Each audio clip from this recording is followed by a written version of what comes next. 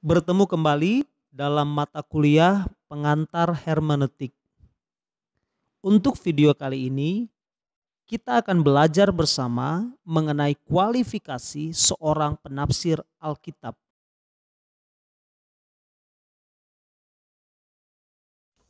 Kualifikasi seorang penafsir atau interpreter memegang peranan yang sangat penting dalam memberikan hasil interpretasi atau hasil penafsiran yang tepat.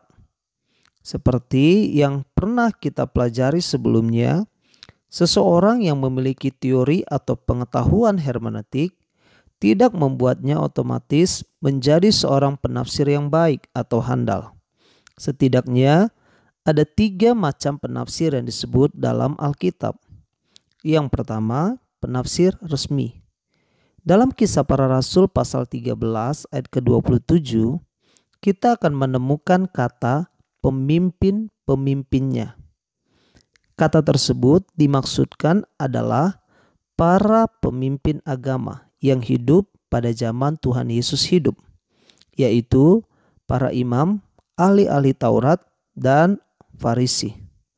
Sedangkan yang dimaksud dengan penafsir resmi adalah para ahli-ahli kitab, khususnya Perjanjian Lama. Tetapi cara penafsiran harafiah dan legalisme mereka telah membuat mereka menyalah-tafsirkan kata-kata para nabi, sehingga mereka justru menyalibkan Yesus. Yang kedua, penafsir palsu.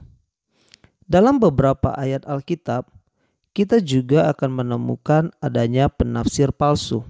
Misalnya, dalam 2 Korintus pasal 4 ayat yang kedua, dalam Efesus pasal 4 ayat ke-14, dan dalam 2 Petrus pasal 3 ayat ke-16. Para penafsir palsu tersebut adalah penafsir-penafsir yang dengan sengaja menafsirkan secara salah, dan mereka adalah orang-orang yang tidak akan sampai pada pengetahuan akan kebenaran. Yang ketiga, penafsir yang benar.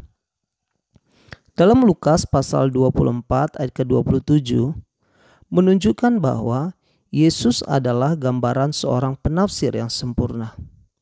Dalam Lukas pasal 24 ayat ke-27 tersebut, kita akan menemukan kata ia menjelaskan, yang dalam bahasa Yunani kata tersebut diartikan menjelaskan atau menafsirkan sesuatu dengan cermat, sehingga kita mengerti dan kita tahu bahwa Yesuslah sang penafsir yang benar yang harus diteladani.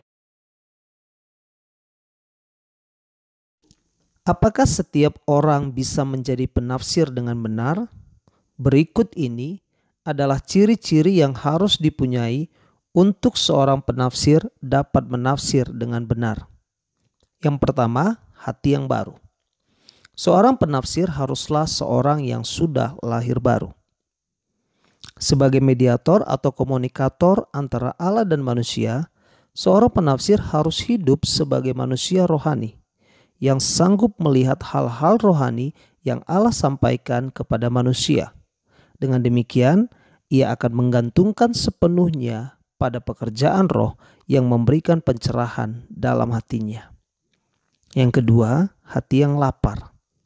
Menafsir firman Allah tidak dilakukan sebagai suatu kebiasaan atau karena kebetulan, tetapi harus karena sebuah kerinduan.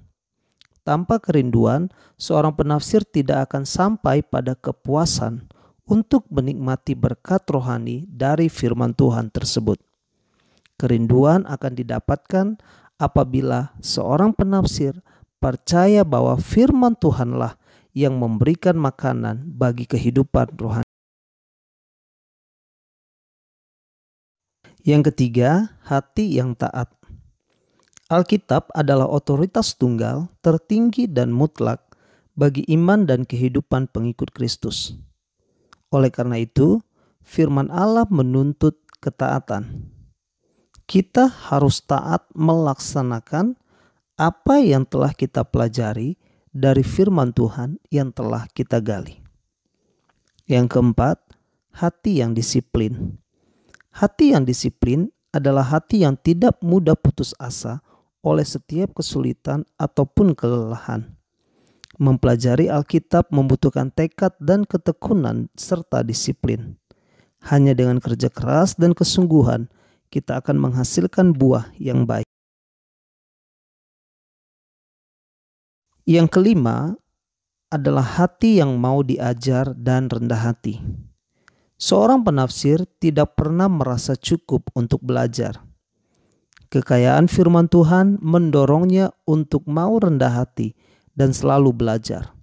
Keinginannya belajar membuktikan bahwa ia setiap saat mau untuk dikoreksi dan ditegur oleh firman Tuhan. Dan yang terakhir, hati yang beriman. Seorang penafsir adalah seorang yang tunduk pada kedaulatan Tuhan, karena ia percaya bahwa Tuhan adalah Tuan di atas semua tuan. Hatinya tidak bimbang tetapi teguh bagaikan batu karang, karena firman Tuhan menjadi pegangannya yang utama.